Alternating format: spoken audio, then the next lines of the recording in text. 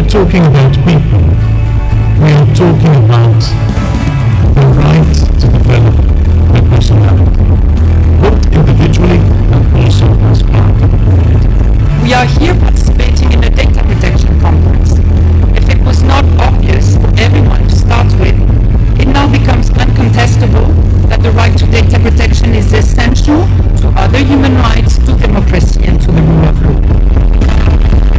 Merci aux organisateurs de cette conférence pour le sacrifice consenti pour rendre ces moments les plus agréables.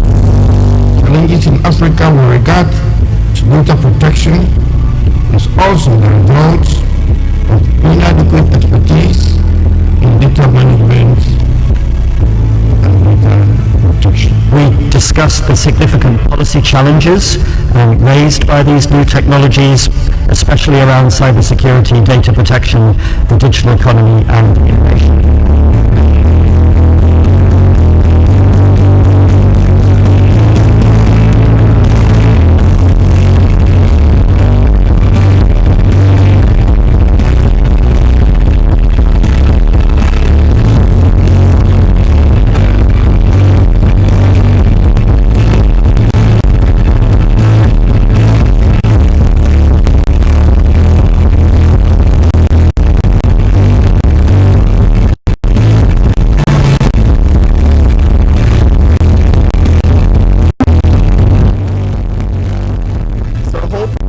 You will all join forces and row together, and I certainly wish you a good voyage, and I hope we will do it together. Thank you very much.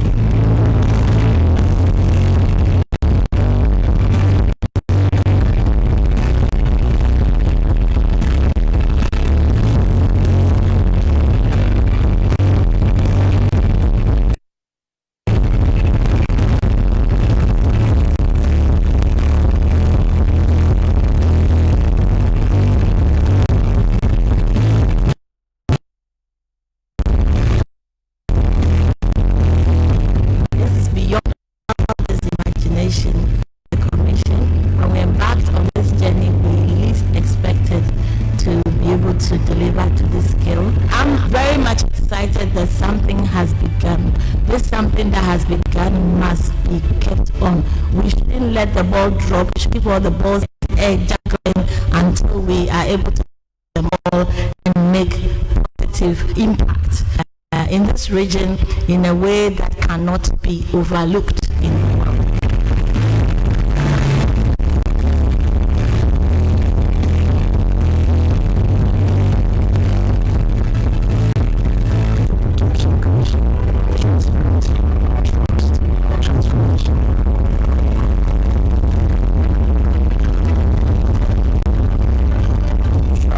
Of applause to the DPC.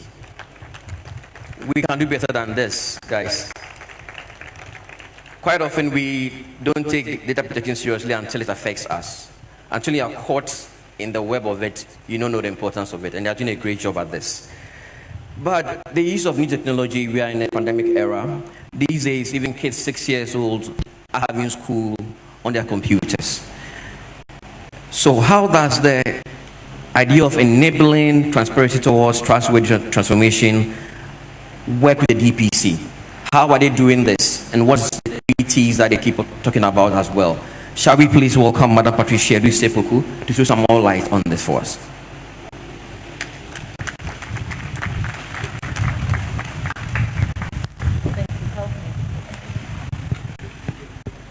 Thank you. Good morning.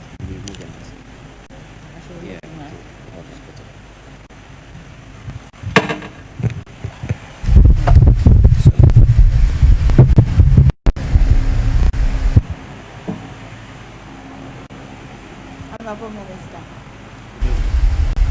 Is it working? It's working? Yeah.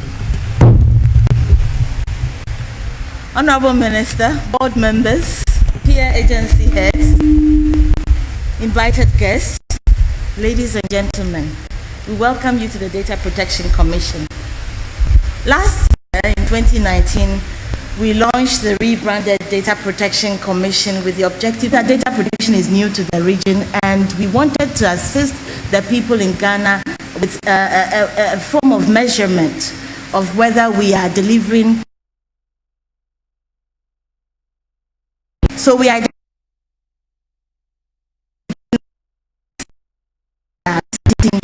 requirements.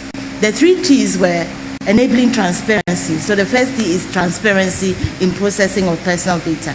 We wanted to build trust of service users in our institutions and systems, of data controllers in the Commission, and the general public as a whole, trusting the Commission to be supporting them and to delivering our mandate.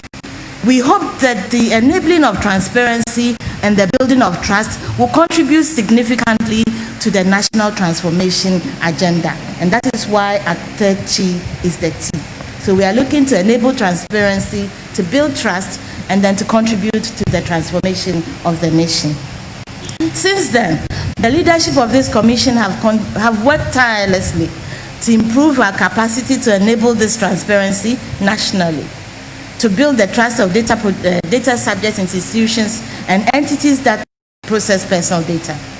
We want to manage the culture, the organizational and institutional culture, the mindsets of people, and implement the necessary institutional change required to add value to the national transformation agenda, as far as safeguarding personal data and respecting the privacy of individuals as a fundamental human right is concerned. So I will try and explain the 3 T's practically to explain the how we're going about trying to achieve it. Increasing transparency in the processing of personal data leads to a frequently asked question by data controllers: why should we register with the Commission? Now, beyond the revenue generated through registration fees, the detail of who is processing personal data, which business sector they fall into, the size of the organization, the sensitivity of the data they hold, and where it is stored, the volume involved, the purposes for which data is collected, is information that data subjects have a need to know. We need this information to reassure ourselves that we are comfortable with the data we give to institutions and that we can trust them to deliver our minimum baseline requirements.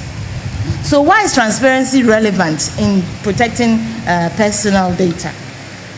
Transparency provides visibility. It tells you and I exactly what institutions are doing with our data. It enables us to participate in the process. And when we talk about participating,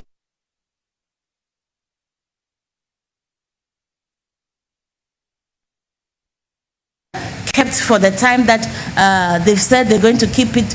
If you change your address, practically you want an institution to be aware that you no longer live where you said you're living. If details about you change, if your family size increase, you want the service provider that serve you to be able to establish that in this increasingly digitized era, and to be able to maintain the accuracy of your data. We ask institutions, especially public sector institutions that have legitimate grounds to collect our data, to enable fairness in processing